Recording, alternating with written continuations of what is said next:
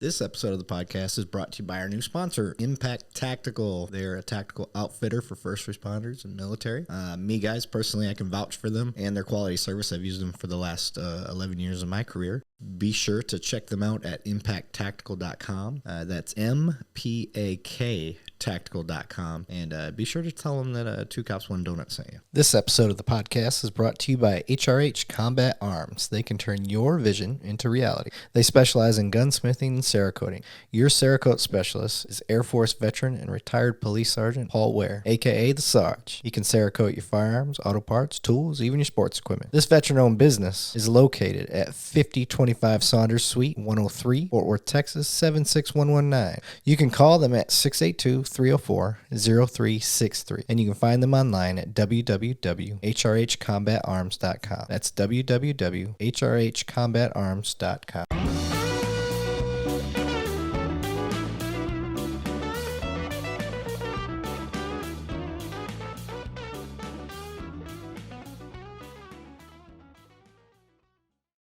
All right, welcome back. I am your host, Erik Lavigne, Two Cops, One Donut here, and this is kind of an odd podcast for me. I'm going solo today. I mean, full solo. And one of the reasons being is I just couldn't get somebody on the show this week, and I've had some people suggest, like, just try doing one solo. Maybe you'll get through. And I was like, oh, I don't know. So I'm going to talk about something that I do every day for work, and that's property crimes. So I'm going to kind of explain, if this is the episode you're interested in, I'm going to explain exactly what I do, what makes it successful, what I think makes a property crimes team less successful. I don't want to say unsuccessful, and get in the ins and outs of that. So if you're interested in that, stay tuned. I'm gonna also suggest, if you guys really like what we're doing, something that can really help out the show, and I finally understand why people plug this all the time, is please go to our YouTube, like, subscribe. That really helps. Also, we've got a Facebook page. We've got a website, all that stuff. I'm putting it up on the screen right now, twocopsonedonut.com. That's all spelled out. And then, or you can even put the number 2 cops, the number 1 donuts.com, and it will still come to us. So it'll redirect you. Our Facebook page, I'm putting it across the screen right now, is the number 2 cops, the number 1 donut, DONUT. So you can check us out on our Facebook page. Once you get joined up with that, you can join our private group, which is for everybody to post whatever they want to talk about or anything like that. If you want to support the show in different ways, we're selling these, like this little donut that you see up here in the corner there, the chocolate glazed donut there. We have nice stickers of that. I have also pink if you want more of a lighter Homer Simpson style donut. Obviously, I kind of theme some of the stuff after the Simpsons cops, just because I think Chief Wiggum and the police crew there was pretty cool. Today, I'm bringing it back, guys. I got the Coors Banquet, going back to the classic. So if you would fancy yourself a drink while you listen to my dumbass sit here and talk for an hour or however long I make it, go ahead. Salud. I may get burpy because I'm drinking beer. Typically, I sip whiskey. TX, if you're listening. Love TX. But yeah, let me first give a shout out to my 2 sponsors. HRHCombatarms.com is their website, but HRH Combat Arms. You guys can get your weapons Cerakoted. You can get your gunsmithing done there. All really cool things. I don't know if you can see it in the background there. Right there, for those that watch, that gun that's on the center of my table, that was one of the few weapons that I have done by HRH. Great gunsmithy. They actually turned that 40 cal into a 9 mil. So very cool gun. But they can do all sorts of cool things. And if you need help trying to think of ideas and whatnot, they also can help you create something that you may not have thought of. Including that gun. I had an idea what I wanted the paint job to be like, but I had no idea what I wanted to turn it into to shoot the gun. I don't like using 40 cals. I don't like the kick on a 40. I prefer a 45 over a 40. It's weird to say, just a different operation for me. Not comfortable shooting them. I just don't like it. And if you don't like the way a gun shoots, you're not going to use it. Obviously, I didn't shot that gun very much. It's been on that table for quite a while now. I need to take her out and get it in the range. All right, what else? My other sponsor, my newer sponsor, Impact Tactical. That's I can type that right here for those that like to watch. Watch this right here. This is what I like about this thing. Boom, Impact Tactical. So you can check them out. They're a tactical outfitter for all first responders and military, which I'm both. And I happen to use them for the last 11 years. Actually, the moment I started out where I work, I was using Impact and didn't even know it at the time. And then slowly started learning what I was doing and order all my stuff from there now. Great company. I've heard zero bad things ever about them. And really, it's kind of hard to screw that up because when you're providing like tactical gear for, military first responder and stuff like that, that's our bread and butter. That's what we love. Just give us options, and they got tons of options. So, yeah, enough kissing my sponsors' butts. All right, let's jump into property crimes. What it is, what I do. What I see in it. So first, the easy way is, what is a property crime? There may be some debate on this, but to me, and for what I do, property crimes are going to be burglaries, thefts, and robbery. So you're like, well, in some states, those are different things. For me, a burglary generally involves when the victim isn't involved. And what I mean by that is like your car gets broken into. Or you're not sitting in your car when your car gets broken into. So that is a burglary. There's no imminent threat there, no contact with each other. That can be a burglary of a habitation, your home, burglary of a building, such as a business. You got some industrial building, basically not your residential house, and then burglary of a vehicle. I may miss some stuff on here. If I do, I'm just going off the top of my head, so bear with me. But in those situations, like I said, you're not typically dealing with anybody. And what I mean by that is, as the victim, if somebody takes something out of my house and I'm not home, that would be a burglary. And I think you can kind of get in on the technicalities, like if I'm never aware that they're in my house and they take something, that could kind of be a burglary or a theft from a person. That's a gray area, so I'll just leave it at that. And then robbery, which oftentimes is what everybody calls everything. I was robbed.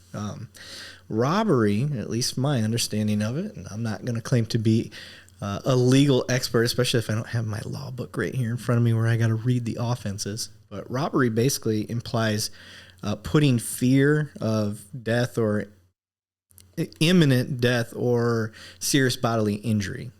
So if you are fearful, meaning, I got my wallet in my back pocket and some dude comes up and he just puts his hand in his pocket, like, give me your wallet now. All I have to do is say, like, I thought his hand was on a weapon or he's about to stab me or he's about to shoot me or something. Even if that isn't the case, the guy didn't have a weapon. We don't know that. So that makes that a robbery. So it's that fear of serious bodily injury or death, like imminent, like that shit will happen right now. So that's robbery versus burglary. And what I do, typically the way that the process breaks down. So I'll break down the process, and we'll jump into that. So the property that's taken from a burglary, theft, and robbery. Oh, I didn't get into theft. Theft is going to be like somebody grabbed some shit from Walmart and walked out. Basically, they pass all points of sale, meaning you're in the store, and this could vary state to state. You're in the store, and you decide to take some gummy bears and you put them in your pocket and you plan to pay for them when you walk out. And you're like, you know what? I already got past the registers. I'm just going to walk out with these like nobody noticed. Well, it's too late. You've passed the registers, which is the point of sale. So technically you qualify for theft. Now, a lot of places I know, they won't count it as theft, like Walmart, until you leave the store doors, like till you're out in the parking lot, I guess you could say. But according, like if an officer catches you taking something, putting it in your pocket and passing the registers, you can still be busted for theft. Typically, like I said, stores will afford you the opportunity to get out of the store. So then they can say without a shadow of a doubt, like, this dude had no intention of paying because not only did he pass all the points of sale, he left the store with it. So that's when you qualify for theft. Theft from a person would be, a lady's holding her purse and, her wallet's kind of sticking out of the purse and they grab it and you didn't see it, or, they grabbed it and ran and you felt it and you look and they're already gone. Or they're running away. Like, that's theft from a person. Or you're sitting in your car and they reach in the window and grab something out of your car. I think that technically qualifies as theft from person rather than burglary of a vehicle.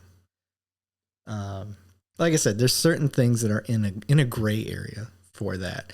And the ranges just depend on the amount that the theft was worth, the property was worth. And there's a theft ladder for that. So if you steal something that's under $100, then again, this varies state to state. If you steal something that's under $100, that could be a ticket. If you steal something that's over $100, now it could be a Class B misdemeanor. And then that goes up even higher. If it's over $750, then it could be a Class A misdemeanor. And then if we get over $750 to $2,500, it's a state jail felony. And then you get into crazy amounts, when it's over $250,000, maybe. I think that's where the theft letter is for us. It's like a felony 1. I'm not 100% on this stuff, guys, so don't sue me. That's another thing about cops. Like, y'all think that we should know the laws by heart. We don't. We have an idea. We know when you've broken one, but I'm not a dictionary and I can't sit here and repeat that stuff verbatim. I have to look that stuff up as I'm going. I'm like, all right, he meets the elements. He took something that didn't belong to him and this victim did not give him permission to take it. Boom, case closed. I know that a crime has happened. So, sorry, I'm just getting comfortable here. This is so weird to do a show by myself. Bear with me, guys. I'm trying to process this as I go. I'm used to bouncing stuff off of people and it gives me time to think. So for my time to think is going to be when I take a sip. Salud. And all right, so we've covered burglary, theft, robbery, which is the basic elements for property crime. And once those occur, a report has to be taken or it's called out in progress. Okay, so I'm going to go down the path of, let's say, a patrol officer took that call. Not a property crimes team member or anything like that. A property crimes team is a specialized unit that is not subject to call.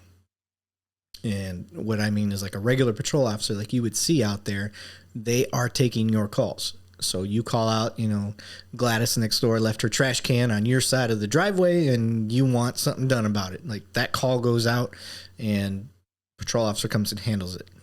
A property crimes team sits back and waits to see what the reports are coming in. Like somebody's breaking into your car. The property crimes team may respond to that depending on where they're at and what they're doing. So we're going to go with a patrol officer has taken a report. So your car gets broken into. Patrol officer shows up. You're like, yeah, my car was in the driveway last night. The last time I was in it was 10 p.m. I went to go to work this morning at 8 a.m. and noticed my back window was busted open and my bag was taken out of my car. And the officer is going to take all that information down. He's going to ask what was in the bag. He'll say a laptop, for instance. You had a laptop in there. And So the laptop gets taken. Oh, wow. Sorry. I'm looking at my peak here. I'm going to get distracted. I'm going to turn my gain down a little bit. Maybe coming across too loud for y'all.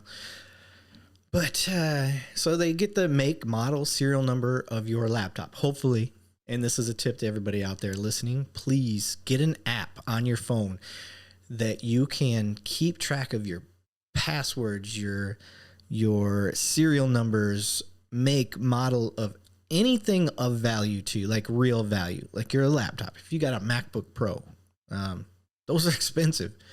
Have that make, model, serial number on that app with maybe a picture of it if you keep stickers and stuff that makes your computer look unique. All of those things will be needed if your stuff ever gets taken, and it really helps out. And I'll get into the reasons why later.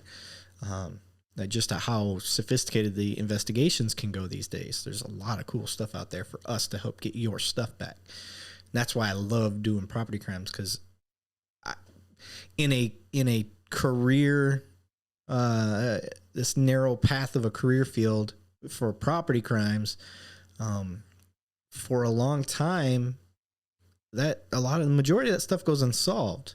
But I would say in the last 10 years, or maybe even a little longer, we've made major turns and advancements in technology that really help us find your stuff. Like it's actually a higher percentage than what you would think, and especially what I've seen written in books, because I think they're a little behind the times. I think they're going off some old models, or they're going off of departments that aren't up to snuff. They're not up with the times, whether that be they don't have the training, they don't have the money. Typically it's the money, or the resources available, like units and stuff like that. I'm blessed. I got a department that can afford to have many specialized units, and our property crimes unit being one of those. And anyway, I'll keep going. So hold on one second. I need to take another sip. Oh yeah, man, they got it right on Yellowstone. Stuff's delicious. So where was I at? Taking the report. Okay, so the report, as me on the property crimes, just depends on where you're at. For us, it's a corporal/detective spot. The difference being for us, a detective, he gets assigned cases. So these cases come in and they're behind the desk, checking up on all the leads.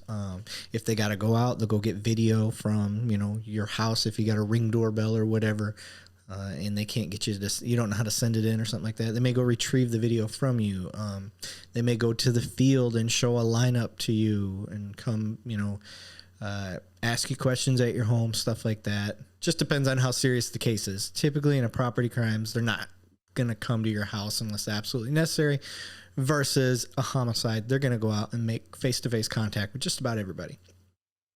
So the reports come in, and the detective, not me, I'm a hybrid, so I'll explain that in a second. The detective will get that case, and then he'll start working on the leads, and he may reach out to me. Hey, I had a car burglary where a laptop was taken. It was taken over at this area. Here's the information on that laptop. Can you and your team dig into that while I work on these other cases? And our job is basically to help these detectives clear this stuff, because they don't have time to dig into all of that stuff. They're getting cases after cases after cases every day, especially in a major city like where I'm located. I'm in one of the top 15 departments in the nation, and there's probably just in my one side of town 10 to 20 cases a day coming in, just property crimes. Okay. And it's a 1 million+ population type thing. So it's going to happen quite often. And so what we'll do, and this is part of what makes the property crimes team beneficial, we're relieving that detective from having to dig into this one case so he can focus on other things, where we're like a scalpel precision tool trying to find the lead. So we'll take that serial number from that laptop and we'll punch it into a database that we have that will allow us to search all local pawn history. So, and I'm not giving it away, company secrets by any means. This stuff's out there. And I highly doubt there's a lot of bad guys watching my podcast or listening to my podcast. What I care more to educate is the public to have more confidence in the police when it comes to this stuff and understand why it's important to keep that information, because it really can help us get your stuff back, which is like one of the best feelings as a property crimes guy, is getting people their stuff back, especially when they had given up hope that they weren't going to see it again, which is the typical feeling right away. They're like, shit, there went that laptop. I won't see it again. Hopefully insurance covers it, assuming you have insurance. So we'll get that serial number and we'll punch it in first, kind of give you a background on how we start working this stuff. The team that consists of a sergeant, who's the overall supervisor, a corporal / detective, which is what I do. And I'll explain that in a minute. And then officers. With my team, I have 3 officers. I'm holding up 4 fingers because I'm adding an abatement officer, which abatement is dealing with properties, businesses, homes that are a huge violation in the city. There's a lot of violent crime happening at these places, illegal gambling, drug deals, and all that stuff. And the property owners aren't doing anything to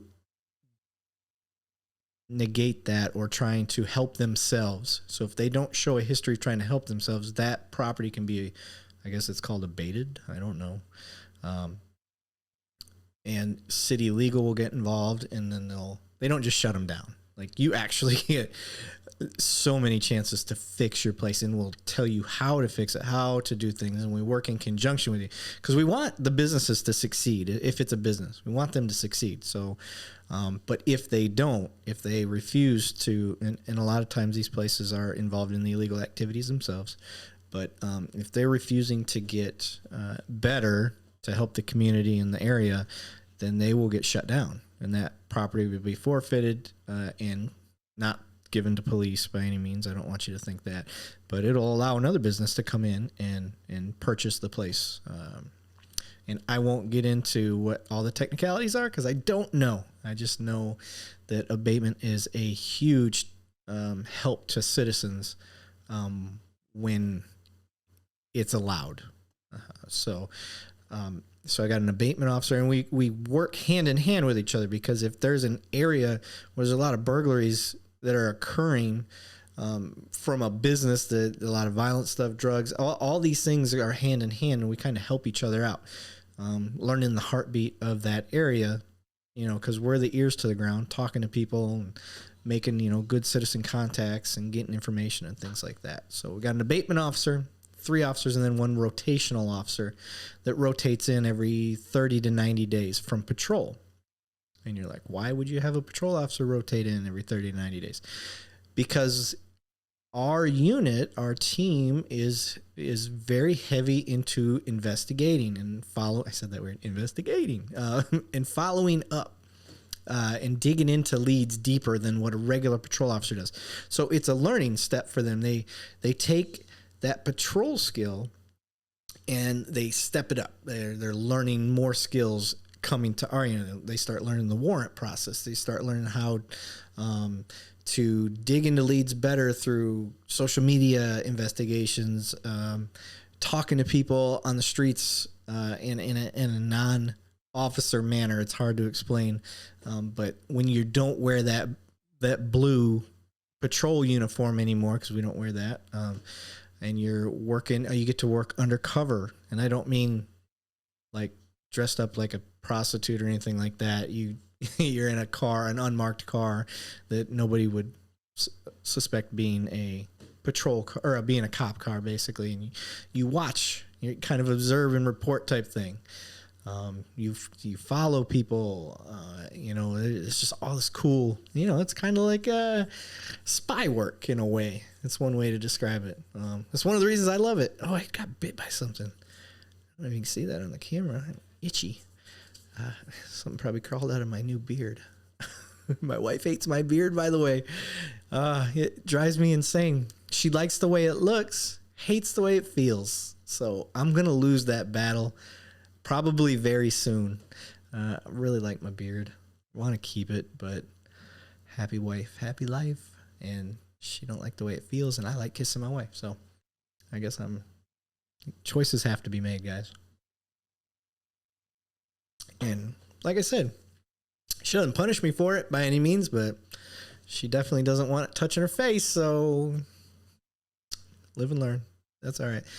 And it's getting summer anyway. It's going to get hot and sweaty with beard. I don't like that. So anyway, back to what I was talking about. So that's why you bring an officer on rotation. I'm getting way off topic here. After you get that's the basic team. Okay. And so onto my position, the corporal/detective. This is what I mean by that. Like a detective, I still get to file cases with the DA. I still work cases, but I don't get assigned cases. And the reason being, meaning I don't sit, I don't come in the morning and there's 10 cases waiting for me. That's for the property crimes detectives. So for us, we have 4 property crimes detectives that we work for in a way to help get their cases solved. And that allows the detectives to focus on the task at hand at the desk, kind of the admin side of investigation. And it allows our team to dig into all of their cases that have what I like to call meat to them. They have leads. And we'll start digging into those. And then we just create this hierarchy of leads, like which ones are the more serious offenses that have the best leads. And then we'll just kind of go down from there. And with me, I can help write search warrants. I can help write arrest warrants to any of those detectives' cases. I typically don't, because it's their case. And if you know anything about detectives, they don't want their cases muddled with too much by other detectives writing stuff up. So you give them I'll give them my supplements and stuff so they can make their warrants and all of that to help them solve their cases. So, and that allows me to lead our team and focus towards the field stuff more. And field stuff, I mean, getting out there and actually stopping and talking to these people or watching or doing buy bust. For instance, you sell something on Facebook Marketplace that's stolen, and we know it's one of our victims' items. We will pretend to purchase that, meet up, find a suitable location, and bust you for selling that stolen item. Now, there's a lot more investigation that goes behind that than just setting up a buy bust and showing up. But I won't get into the trade secrets as far as that goes. But it's super fun. It's one of my favorite things to do. If you're wondering, like, what's your favorite thing to do then? I'm like, my favorite thing to do is interviewing. I love to interview people and get them to own up to stealing or whatever it is that we're investigating in. So that's one of my favorite things to do. All right, so I'll get the report, check out the leads. So I'll go back to the laptop example. Let's say I can't find it in the pawn shop database. So after that, the next thing I might do is, and this is just me tracking the property. I haven't even gotten to the side of the suspect themselves or possibly the vehicle they're in, if they were in a vehicle, or the bike that they're on, bicycle. So first thing I do, because I have a serial number and I've got the make and model of a laptop, and maybe I got a picture of the laptop that has, some, I don't know, stickers on it, some kind of, common sticker that I would easily recognize. So I'll look on the database for the pawn shop database for this thing. And let's say I get no hits. Okay. So the guy didn't pawn it recently yet. So then I'll jump on, all of the sales sites, OfferUp, Facebook Marketplace, Virage, Macari, 5 Mile. I think there was another one that was OfferUp bought up. I can't remember the name of that one, but so we get on all these sites and we start looking for your stuff. I mean, it's kind of a cool new way to find things, right? And it's successful. Let's say 20-30% of the time, which is nice. And then I challenge my victims. Hey, look on these sites for yourself. I can't look at them 24/7 like you can, and nobody's going to be invested in your stolen stuff more than you. It's not that we're not sympathetic and all that.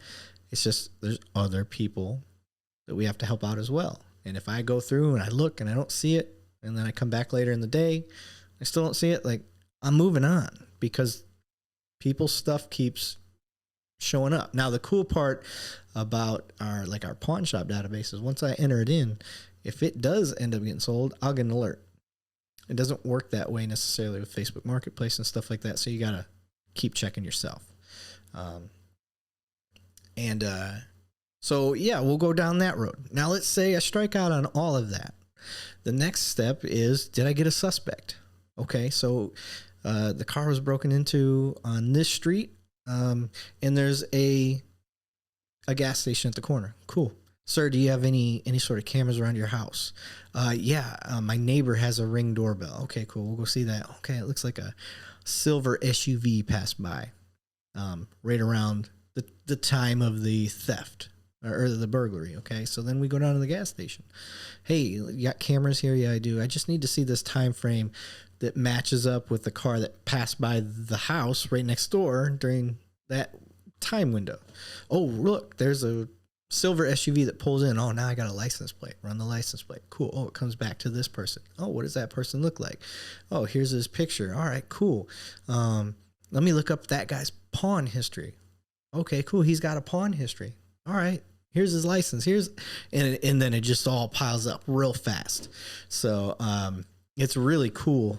I guess I'm a nerd because I really like that part of the investigations. I love finding that one little crumb and then just running with it. And you get defeated for a second when you don't get something on your first attempt, looking for that serial number and that didn't show up and there's no pawn history and you couldn't find it on Marketplace, and then you follow up on your vehicle or person.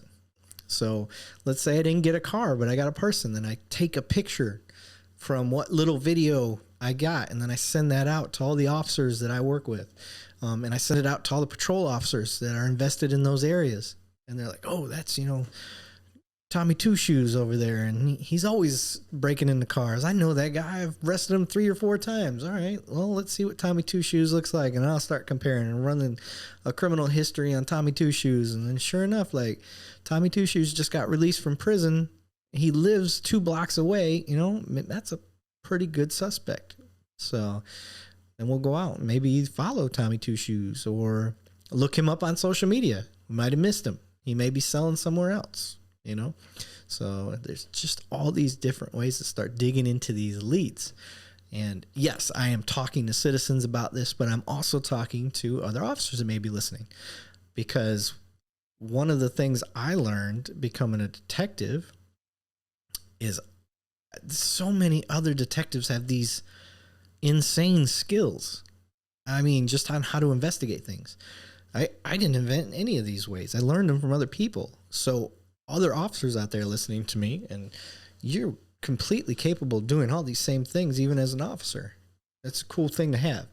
But if you're a detective even listening, like, maybe I'm saying something you never heard of before. And if that's the case, reach out to me, man. I can tell you all the ways that I like to do things and things that I've learned that really work for me. And maybe I'm hoping I share most of them on this episode. But like I said, I'm just going off the top of my head, and I'm not sure I'll hit them all. So with that, I'm taking another sip. I just announced that because if all you do is listen to the show and you just hear this moment of silence, you're like, what's going on? Why does it get quiet all of a sudden? And you check your radio or however you listen. You're like, is it still playing? Yeah, I'm just taking a sip. That's all. All right. So I've explained what the team is, what it's made of. Okay, so I'm going to go farther into my role. So I divulge the leads to the team, and they are the officers are the ones that start digging into all of that stuff. So I help too if I if I need to. But more than that, I'm the liaison between my officers and the property crimes detectives. So I'll get all the info from them for the stuff that they got for the day or for the week. Today's Monday for me, so there's a lot of new cases that built up over the weekend. So I'll go get all that from them that they've already got leads on or want us to dig into. They may not have any leads yet. And then I'll give those to my guys. The other thing that I do, each department's going to be different on this, but at my department, we get these things called SQL reports or SQRL. We call them Sql Reports, SQRL. I think that's what it is. I don't know what the acronym is, but basically what it is are all the cases that came in from the day before. So right at 5 a.m. every morning, all the property crimes cases that came in from the past 24 hours, all those report numbers come to my email.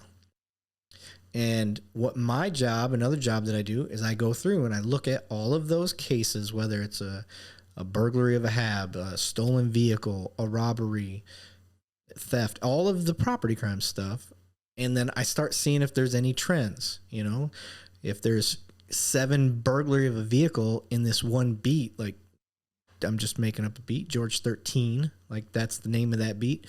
And for those that are like, what's a beat? Well, a beat is just a generalized area within your side of the city that police have cordoned off. It's an invisible line that they're responsible for if you have beat officers. So I will look and say, okay, we've got a bad trend over here. We had over the weekend, 7 BMVs, burglary motor vehicle, in George 13 on Friday. We had 5 more on Saturday, and then we had 8 more on Sunday. Like, they are getting hammered by this. We got to find this guy. So that is a big trend, and that's important to the citizens because that's a lot of victims all in one area, and they're all going to talk to each other, and they're going to want to know what police are doing about it. So those are important. So it's my job to recognize those trends and prioritize that to my team. Hey guys, here's all the case numbers for that area within the last 3 days. We need your help. So start digging into these, see what you can find. And they're going to do all the same stuff I was talking about. They're going to be looking for video. They're going to be looking for specific property that's unique, that easily stands out. They stole my Panasonic cordless keyboard piano. Okay, that's unique. That'll stand out. That'll stand out on Facebook Marketplace. It'll stand out at a pawn shop. All these things. And what's really cool about the pawn shop database is it's not just to your city, it's to the whole nation. So you go and sell it in Washington. If that serial number gets entered over there in Washington, it'll pop up. So pawn shops, thank you. The legit ones. There are some out there that will fudge the numbers if they suspect it to be stolen because they're a little corrupt. Oh, salute. What else? So giving out those, divulging the numbers, team. I'm backtracking in my mind. Where was I? I can't even remember what I was talking about. So the team will dig into those leads from the Sql Reports when I get the trends. That's where I was going. Yeah. So the job's to go through, look at the trends from these reports generated from the past 24 hours. And then it also helps us find and prioritize some of the more violent things or MOs, like modus operandi, which basically means somebody that breaks into, like, let's say he only breaks into houses. Like, that's his thing. That's his MO. He likes to break into houses and he loves to pry open back doors. So we'll start out. When I'm reading through these things, I'm looking for those types of trends. I'm like, oh, okay. So on, from 2 weeks ago, there was 2 houses in this area that got their back door pried open. That's a unique way to get in.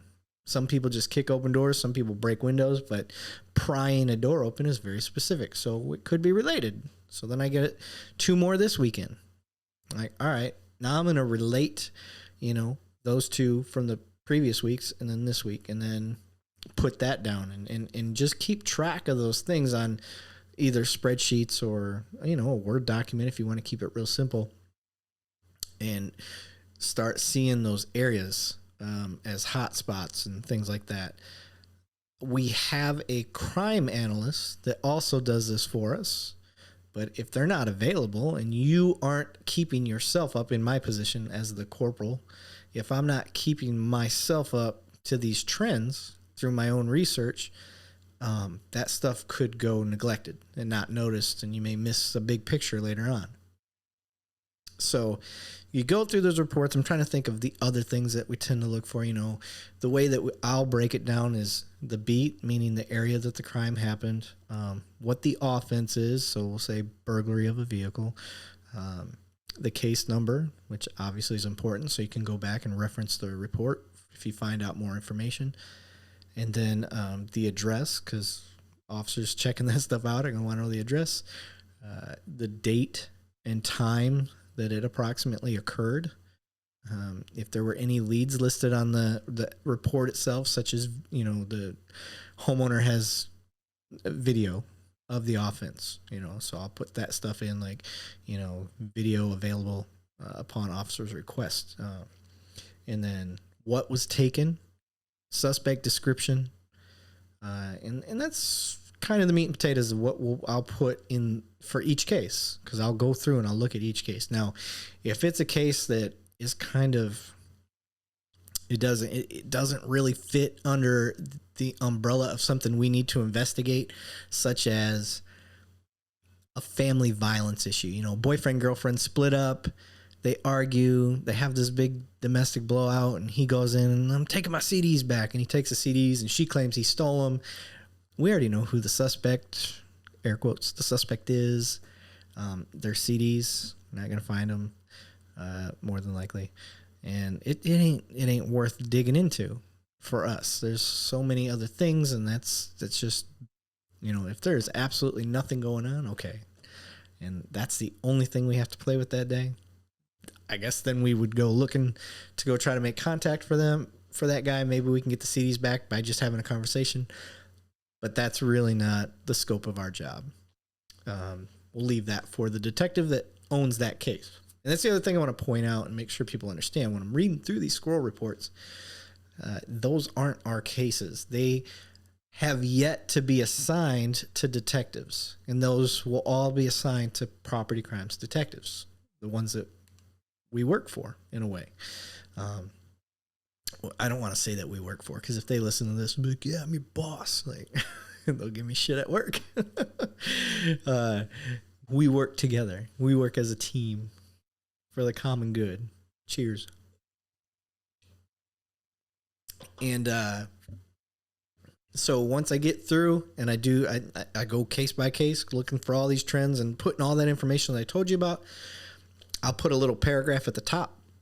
Like, here are the problem areas. Here are the trends of things that are being taken. A lot of times, like, you'll get these waves of AC thefts where they're taking AC units off of buildings and homes, basically for the copper. And so we'll say that's a trend. And then BMVs in this certain area, that's a trend. And they're smashing out the back passenger windows every time. That's an MO. That's a weird kind of way. So you can, later on, if you get a lead, you can associate, we caught this guy. He had a crowbar. There's video of him busting out the back passenger window. And then we get him arrested. And then lo and behold, he lives in the area. There's all these BMVs of somebody, getting caught on video. And we can start linking them. And then we do a search warrant of his house. And we find a lot of the stolen stuff from all these different burglaries that occurred in the same areas. And then you just start putting these cases on them. And that's kind of how you build up all these cases on one person. Again, things that are fun to me, maybe not to other people. I think being a property crimes corporal/detective is one of the best hidden gems of police work. I haven't even gotten to a lot of the other stuff. So that's how I start my day, typically, is going through these reports. So I'll go through all those, divvy them out to the team and say, hey, these are and I don't micromanage anything. And to be honest, I'm not their direct supervisor. That's the sergeant's job. I'm just there to kind of direct, like, hey, this is where I think we should go. But it's democracy with me. If they're like, well, let's do this. This is probably, as long as it makes logical sense, I'm like, all right, cool, let's do that. And I'll liaison things that may be a bigger deal out in the field to our sergeant, and our sergeant's, yep, you guys are good to go. Or hey, let's get let's get SWAT involved on something like that, because there's a high propensity for violence if this guy gets cornered, things of that nature. So Sarge is there to save our ass, and he does a damn good job of it. And all right, so go through the Sql Reports. That's done. So next thing, now we start digging into those leads. So I will start digging into my own stuff that I've seen in the Sql Reports, and I'll be like, hey guys, I'm going to take case number such and such. I'm going to start looking into that stuff, and the guys will be like, all right, I'm looking into this one, I'm looking into that one, or I'm looking into something from yesterday. I'd start getting some momentum on that. Okay, cool. So finally somebody will speak up and like, hey, I got good action for this. I need to go out and check a vehicle. I need a spot check. So he'll say that he needs to go out and look at this car and see if it's at this house, and if it is, it belongs to such and such, and we need to get them identified. Okay. And then I'll be like, well, hold on, I've got a lead on this one. This person has a warrant that's active for another detective we're working for, and if we get that, we can get this person in and they can be interviewed, and now we can link them to the next case. So we hierarchy of priority for these leads, and it's kind of a race in a way. But before we move, like I said, like this person said they got to go spot check.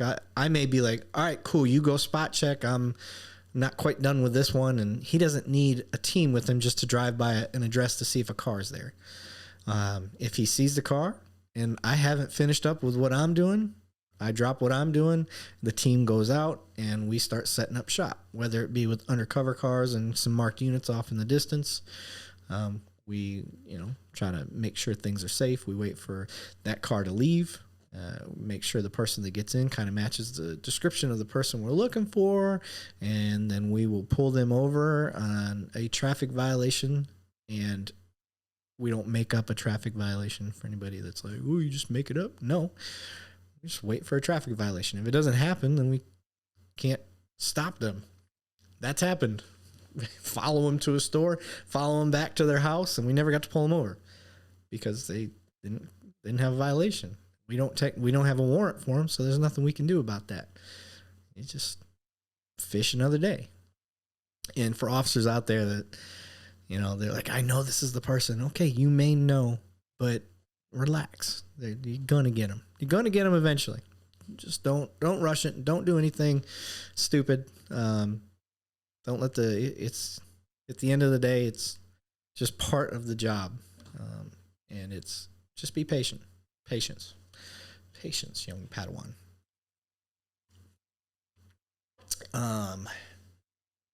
Okay, so what else? So we move out on the leads. We do all the research. I covered that.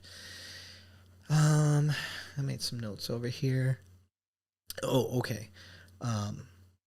So on a busy day, that we get all these leads, right? And the team will go out and we'll follow up, and let's say we make the traffic stop, we get them identified.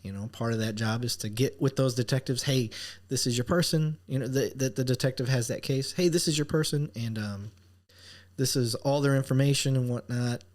And they'll go with it. They'll pull up that criminal history of that person, and they'll see, okay, he's got a history of theft, and he lives in this area, and his car is registered to this. And then they'll start looking at cameras throughout the city and seeing if they happen to pass any of the city cameras during that time frame of the offense, and they'll start linking them through that and get enough to write their warrant. And then if they do write the warrant, then they'll reach back out to us. Hey, remember Joe Smith that you guys brought in for, you got his information for me, last week. I wrote a warrant for him. I need you guys to bring him in. Now, what that means is he wants to talk to that person, interview him before taking him to jail based on his warrant. So our job is we go out, we make the arrest, and we bring him back to the detective. And then that's when they try to get them to, admit to the crime or not admit. Sometimes they shut down. They won't talk. They they lawyer up and into that. They just go to jail. And then other times they want to make it right and they will admit what they did. They'll tell us where the property is. And then sometimes you get the wishy-washy ones in between where they won't own up to what they did, but they will put themselves in the area at the time. Well, I was with my friend. I was asleep in the back seat. I woke up and they was over there. And you're like, so you didn't see what went on? No, but I was out there. I was just asleep in the back. I didn't help. Oh, okay. Well, you just put yourself at the scene of the crime. Usually that's enough. So, what else? And my advice for the bad guys out there, don't talk. Lawyer up. Lawyer up. I'm not worried about it. My job's to put you in jail based on the evidence that I find. I shouldn't have to always depend on an admission of guilt. I should be able to figure it out. I hope I can figure it out. So bad guys out there, I'm giving you the same advice an attorney is going to tell you. Shut your mouth. When you get the Miranda warning read to you, lawyer up. Again, I hope bad guys listen to this that are trying to make things right again. I don't mean you're a bad person. You just made bad choices. So I got faith in humanity still. I'm an optimist. What else? So that's what we'll do. That's how the unit functions in a nutshell. Is working hand in hand with the property crimes detectives, following up on their leads, going out, making contact, getting information. And I don't mean like for lack of a better term, the bitch work that some people will call it, or the admin side. Like, we're not out there shagging videos for them. We're not out there. Sometimes we will, but that's not our main job. We are out there digging up the leads, getting the hard evidence that they need so they can spend the time to reach out and say, hey, can you send me, to their victims, can you send me the video to this and things of that nature. Having their victims come in for lineups, photo lineups. We call them 6-packs. So if you've never seen a photo lineup, basically, and I'll kind of give you some insider on this. So what we do on a 6-pack lineup is one picture will be who we believe the suspect is, and then the other 5 pictures are people that are the same size, built, make, model, color of the suspect that we think is the suspect. So the goal is not to trick the victim, and no leading, no putting your pen right by the bad guy and or who we think the bad guy is. None of that. Like, the goal is to be as ambiguous about it. I don't know if that's the right word. But not lead because we don't want a defense attorney to sit back and say, you coerced them into this answer. Like, we go so far above and beyond that if it's my case, I don't show the 6-pack myself. I have a detective that's unrelated to the call and knows no details. They go in and they will present the 6-pack of the suspects to you. And for me, for any detectives out there listening, one of the things I like to do is I'll have 2 6-packs ready. One, the very first one that I want shown is people that are not suspects at all. They look similar, they're same make, model, build, all that stuff, but they're not anybody that I suspect. And I do that because I want to see if my victim is remembering correctly. So if they're like, that's the guy, 100% sure, I'm like, okay, I need you to sign, date, do all that. And then I'll say, okay, I got one more 6-pack, and then I'll show them that and see what happens after that. Normally what happens though is they'll look at the 6-pack and they're like, none of these guys, they don't look like him. I'm like, okay. And they'll be like, maybe this person.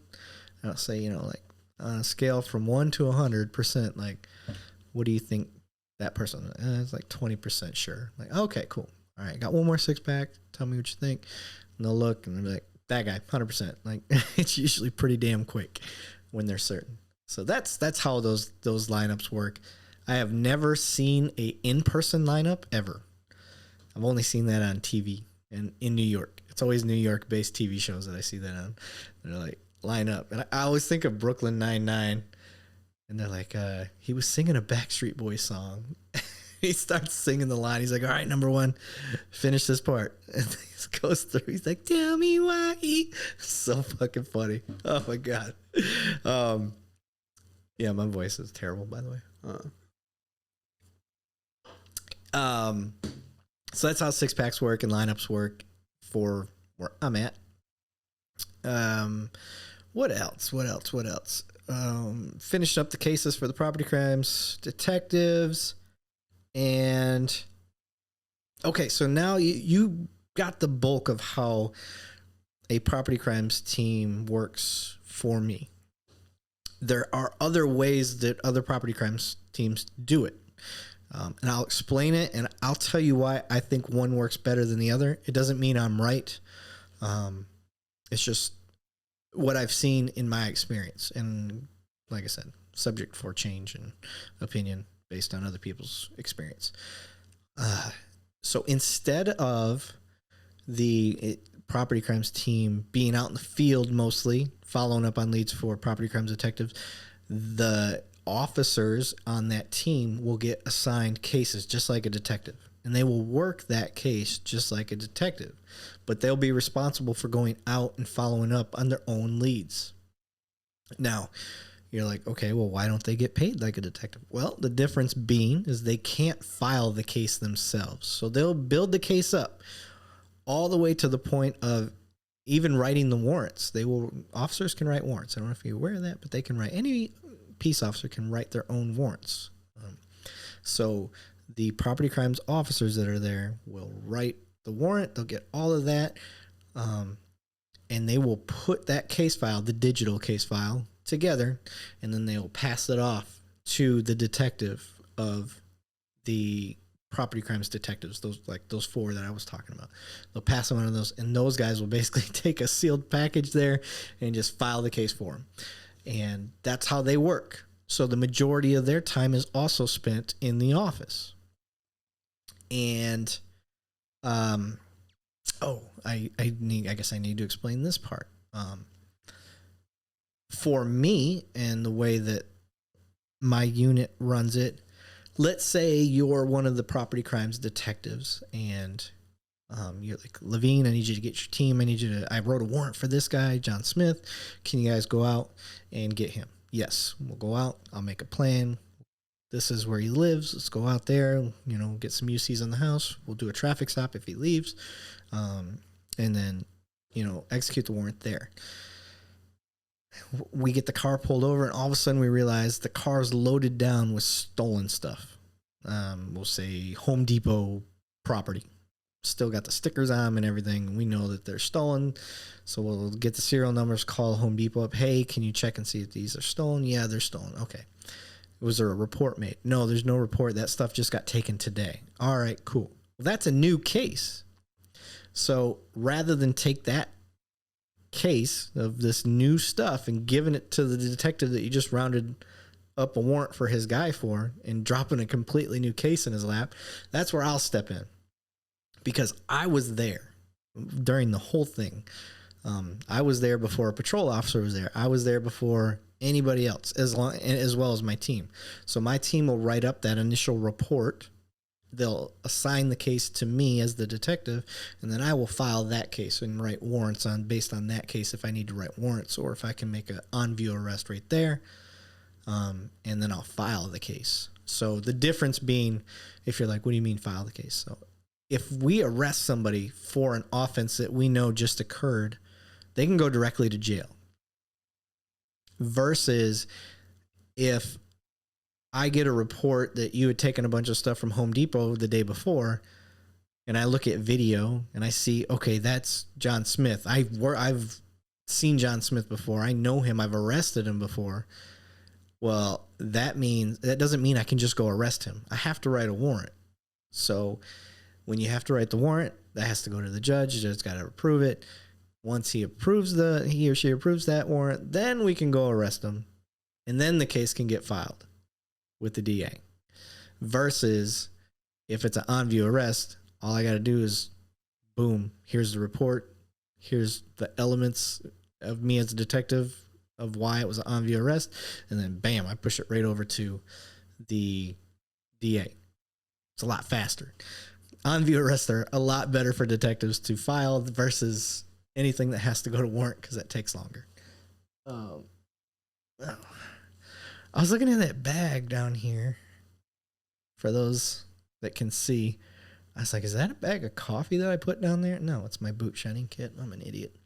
It looks like a coffee bag, like a Black Rifle bag. Oh, shout out to Black Rifle. I went to their coffee shop today in Benbrook and got some weird drink that they had up on the picture board. It looked cool. It was basically like mint chocolate chip espresso coffee. I don't know another way to describe it. It's like, oh, that looks good. It was kind of hot today, and I need something iced. And I had already drank my own Black Rifle coffee, which was a cup of hazelnut, and then I think I had a cup of Gunship. So I had my 2 cups and decided to go for a third. I was pretty jacked up, hyped up on caffeine today. Anyway, back to my point. So that's how the other units that I've seen work. That's one way. I do know there's another way that I've seen where there is no corporal / detective lead, like what I do. It's just a couple officers working directly for the property crimes detectives, and they still get assigned cases, but they go out and do a lot of the field stuff for the property crimes detectives. And if they need a warrant or if they need anything like that, then they tell the property crimes detective and they'll do it for them. So they get a little bit of an alleviation, I guess is the word, from not having to do some more of the complicated paperwork side of things, where they can focus, working the hard leads on their case and just pushing it off to the property crimes. So that is another way to do that. Typically, I see that with property crimes units that don't have enough officers to help really make a difference. I think it can be done with a 2-man team and a corporal, but I really think it needs to be done with a 4 to 5-man officer team. You don't have to have abatement, but I think abatement really helps. Being on a property crimes team, I think they help each other hand in hand. But you need 4 to 5 officers, I think, to really have an effective team, because you want 2 to 3 undercover cars, and you want the option of having 2 to 3 marked units. Two marked units at minimum. Is that right? No, 2 marked units at maximum. Yeah, you don't really need more than 2. If you do, you can ask for patrol units to come back you up. But the undercover cars is where it gets tricky, because if you start doing follow-offs and things like that, like you can get jammed up by traffic real quick, and you need those other units there that are ready to follow. They're leapfrogging ahead and stuff like that. And a lot of people don't know that we do that for property crimes, and it's essential. And what's really cool, oftentimes property crime, which some people kind of put their nose up to. I used to when I was in patrol. I never considered property crimes to be anything fun or serious or anything like that. But now that I've done it for about 3 years, it is hand in hand with violent crime offenders. We're constantly finding guns, constantly rounding people up for robberies that we didn't know they had committed yet, or other violent acts. It's obviously drugs are typically heavily involved, because you got people trying to support their habits, and you may be wondering, like what kind of dope is going on out there. It's, in my experience, usually meth and heroin are the 2 big ones for people out there that are trying to support a habit. And then you got much more complicated crimes.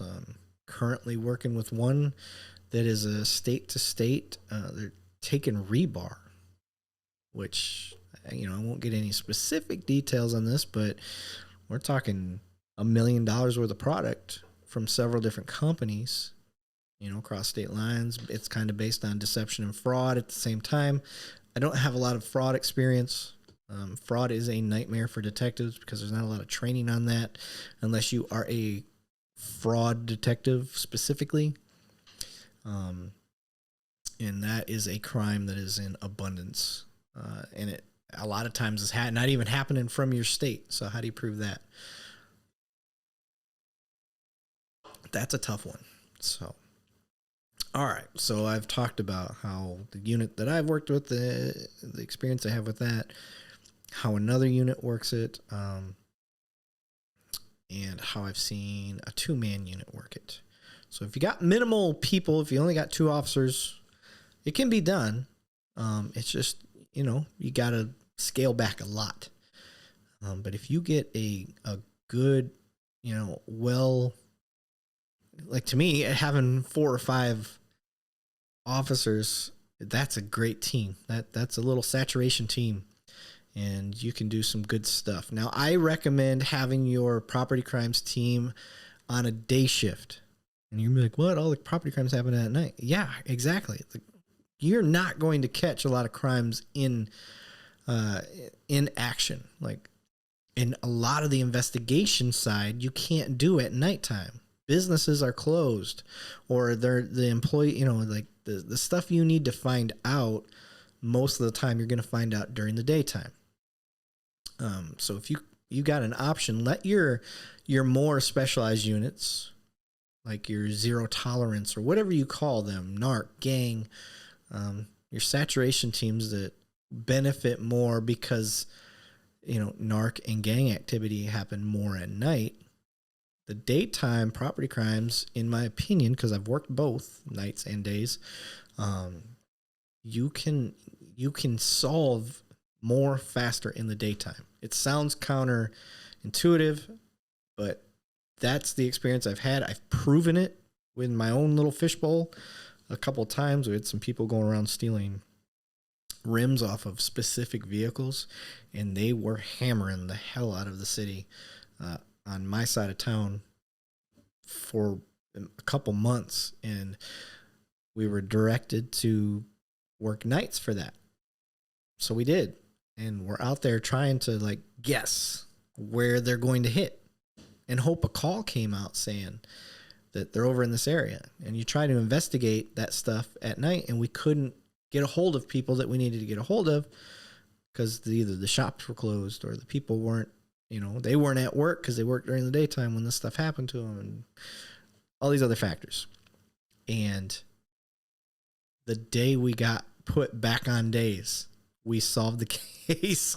We went and found them, and it was great, and we were able to prove the case. So I am a big fan of your property crimes team being on days, and I'm talking early, because here's more reason why. You catch all that criminal activity. They're waiting for the pawn shops to open up early in the morning. So you get out to your favorite pawn shops that are common places for these bad guys to go, and you're already waiting. You're just seeing them walk in through the door, and you can go make contact right then and there, or make contact after they leave. So you see that they already sold the product, or sometimes they come in and they're unsuccessful. The pawn shops turn them down. Like, no, I know that stuff's hot, and you pull them over, and you already seen the items that they had, and you already know because you looked through all your Sql reports that, a green John Deere push lawnmower, I don't even know if they make those, but was stolen. I just watched a guy try to pawn one of those, and there you go. You're able to get your guys because you're out there at that window of when they're coming in from the night and doing all their dumb stuff. And there's another window for those that they got high at night and then they start to crash. So they go park their cars at the hotels, the little roach motels, and then you go start running plates and you find your suspect vehicles there. Then you wait till mid-afternoon, kind of into the evening, and that car gets moving, and you pull them over, and there's your suspect. Now you get them ID'd. So day shift is the window. That's the window for me when it comes to property crimes. Like I said, gang unit, most gang activities happening at night. They should be nighttime, for the most part. In the perfect world, you could have 2 property crimes teams that overlap, daytime, nighttime, but or 3. But I don't have that luxury where I'm at, and I don't know many departments that will. Small departments, 100 or less, small population, they're just not going to have that. But then again, they may not have the size of property crime issues that large cities have. So I can only really speak. I came from a small department, small fishbowl, to here, and didn't have those issues. Not the same type anyway. Okay, so that's a busy day, or that's a normal day. So let's say there's slow days, right? There are slow days for us. On a slow day, we can sit back and we'll go set up on pawn shops. We caught a homicide suspect. He had been wanted exactly 1 year. So he was kind of on that outstanding list for the city I work in, actually. And we happened to stop a car leaving a pawn shop that got rejected. So it stood out because it's an item we knew would sell. Normally, if you see somebody walk out with a high dollar item and the pawn shop's like, no, well, that's a clue that, it was probably stolen. The pawn shop said no. So that car can leave. One of our guys goes into the pawn shop and asks, why didn't you purchase that item? And they'll say, I thought it was stolen. You're like, oh, okay, cool. So now you got more for your case, right? Tricks of the trade. And pull the car over, and the guy's playing the name game with one of my guys, one of the officers. And the officer is a tenacious pit bull when it comes to people not giving their real names. So about an hour and a half into the name game, he finally figured it out. Finally figured out the guy's name, and sure as shit, wanted for homicide. That's why I say these things go hand in hand. And if you are having a violent crime trend, you really need to reach out if you have a property crimes unit, because they have their ear to the ground with those in betweens and the dwellers and the just kind of like all of it. It's weird. I've learned that in property crimes, man, you really get intel on just about everything. So there's a reason why I've stuck with it. I really enjoy it, and it's bigger than I ever thought it was. So you really can have fun, make a difference, if that's what you're into. And so pawn shops is a cool place to set up. What else? Bolos, going through bolos, looking through, be on the lookouts that other officers have made, other detectives have made from other sides of town. Those usually get emailed out. So you can, there's a drive, at least with where I'm at, that you can check. So keeping track of those. We keep everybody that we arrest, or every problem person we have files on those people. So you can go through and say, okay, John Smith's MO was prying doors. Where's our file on John Smith? Okay, he's notoriously hit in this area. Oh, look, the new house that got hit is over here. He got released from jail 2 days ago, so he could be a suspect. Let's look into him, see where he's at. Stop, make contact with him, such that. So keeping track of stuff like that, data's super important. And what else? So digging into bolos, setting up on pawn shops. Flock. You guys have heard me talk about Flock. Flock was a sponsor for a short bit. That's another one. Stolen vehicles, stolen license plates, suspect vehicles, and other stuff. So the premise of how that works is, I'll go back to our stolen laptop, burglary of a vehicle case that I made up earlier. Okay, so this victim says he's got video camera of a silver SUV.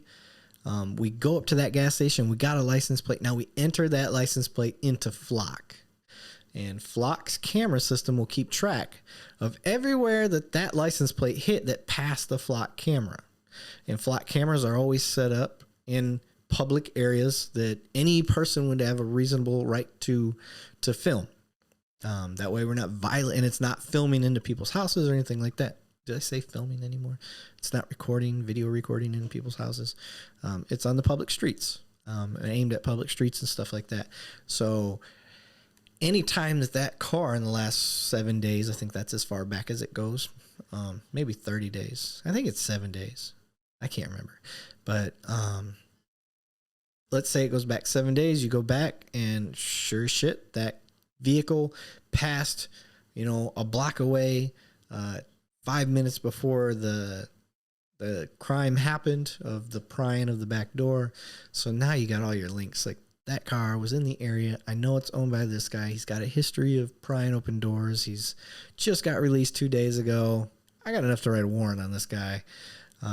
Just in that alone. Now, what I would like to do is make contact with him, get him to come in and talk, interview him, see what he tells, see what lies he says, if he's going to say any of that. So that's a non-custodial interview, meaning don't have to Mirandize him, nothing like that, because he ain't a suspect yet.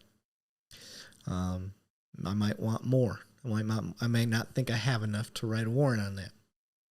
Just depends on the detective and how articulate they are and what they think their skill level is at, if they think a judge will sign it or not. So, what else? Let me take a sip. So, flock, that's, sorry, I heard my Michigan accent in my own headphones there. Flock, can track these license plates, and like I said, shows hotspots and things like that. So if you get a plate and it happens to be in an area that you use the flock system, man, it can really help out. So get with your HOAs. If you have a HOA, get with your city council, get with your police department. Highly recommend Flock. I'm not a sponsor. They're not a sponsor of mine. Nothing like that. But I tell you what, it has changed the game when it comes to police work, especially when it comes to catching stolen vehicles. So, property crimes team, we're not subject to call. It can be real time, all of a sudden, that license plate goes across the Flock camera that you already input in there. So, let's say it's a stolen car, your BMW got stolen. We get your license plate. You give us the license plate, tag. We enter it in and it passes 5 blocks away. Property crimes team will jump out in undercover cars, go find it so it doesn't get suspicious of any police cars rolling by, because you don't want it to run and wreck your nice car. And then we'll follow it, and hopefully it parks in, a store or goes to a house or something like that. And then you get them once they've parked and try to prevent, any sort of pursuit or anything like that. And the marked units will come in while the undercover units just keep out on the outskirts and stay out of sight. Excuse me. And yeah, that's a slow day. That's what's fun with Flock. They hit just about every day. Very, very good tool to have. What else? Trying to think. Now, what's cool about a property crimes unit too is they can assist with other specialized units, because they're not subject to call. They're not shagging calls like patrol.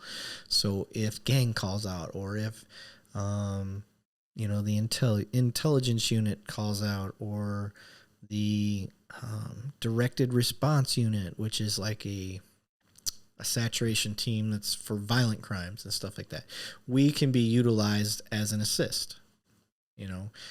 They have more specialized training and have a higher tactical use. So we're not in there, stacking up on a house and busting down doors and doing search warrants. We'll hold the perimeter for them while they go do the dangerous stuff. And, one team, one fight, everybody helps each other. And they've got that more specialized training. More importantly, they have that more specialized gear for that stuff. And we are still allowing patrol to be out there and do what they do for y'all. So that's another benefit of having a malleable, property crimes team.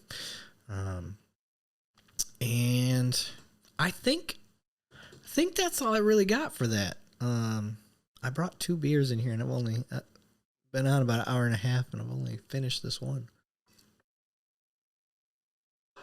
I've been too busy talking. So Wow, I'm actually surprised I made it this long without having somebody to bounce stuff off of. I'm trying to think, what else could I possibly bring up? I don't think I have anything else.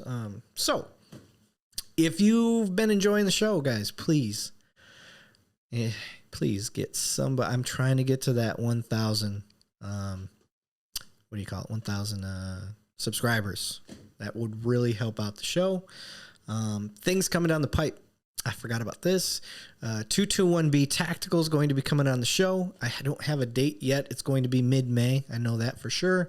Suresh is the guy that owns 221B Tactical. I've used their gloves. I've used their dry vest quite a bit. Another thing that I've used specifically is he's got these shirts that they're very thin, like this kind of material, like my shirt that my stepmom made. Love it. Thank you, Kathy.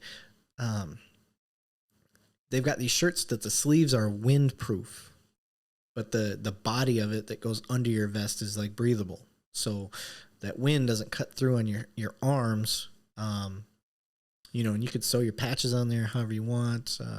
I don't know if they make a version so you can just Velcro it on, but they're a damn good shirt. Can be an undershirt even. I love that thing, especially when I'm working in the downtown area and the winds are coming through in the wintertime. I know people think it doesn't get cold in Texas, my Michigan peeps especially, but it does. Not nearly as cold as Michigan, but it hits 20s sometimes, and when that wind's cutting through, it doesn't matter. Even if it's 40 degrees when you're in between those buildings and the wind's coming through, it's another 10, 15 degrees down. So it cuts through you, and those sleeves really help out. So I'm not sponsored by 221B at all. Just really like their stuff, and that's why they reached out to me, because I've plugged their products on my own for so long. Really like their stuff. Suresh is a good guy. Prior cop, New Jersey cop, and then saw a need for his products and tried them out, and the dude just blew up. So naturally, he's like, you know what? I'm going to quit police work and sell this stuff full time, create a business, and it worked for him. So proud of that guy, because I remember when he wasn't as that successful, and he's been great to me. So he's going to come out on the show. Another guy that he introduced me to, John Burke. He works on a lot of de-escalation stuff, so I want to talk about de-escalation. He is a Gracie black belt. I believe he's a great Hoyler Gracie black belt. So, I mean, he's pure lineage. What else? I think that's it. Things I'm working on for the show. I'm still looking to get some sponsors. If anybody has some sponsorship ideas out there, feel free to hit me up. Email address is 2cops1donut@yahoo.com. You can check out our website. All of our platforms are on there. If you're new to the show and you're wondering what you can listen or watch on, we are on all major platforms. If you name it, I'm pretty sure we got it. And you can check those out at 2cops1donut.com. You can Google that if you're not sure how to spell it all. I got it on the screen here. TWOCOPSONEDONUT.com. My YouTube channel is also 2cops1donut, all spelled out the same way. Our Facebook page is slightly different, only because it wouldn't allow me to write it all out. It's the number 2, the word cops, the number 1, and then the word donut. And again, I'm going to give a shout out to my sponsors that I do have, HRH Combat and Impact Tactical, which I have that on the board here. It's M-PAK Tactical, and you can see them at impacttactical.com. So that's all I got for today, guys. I appreciate it, and I will see you later.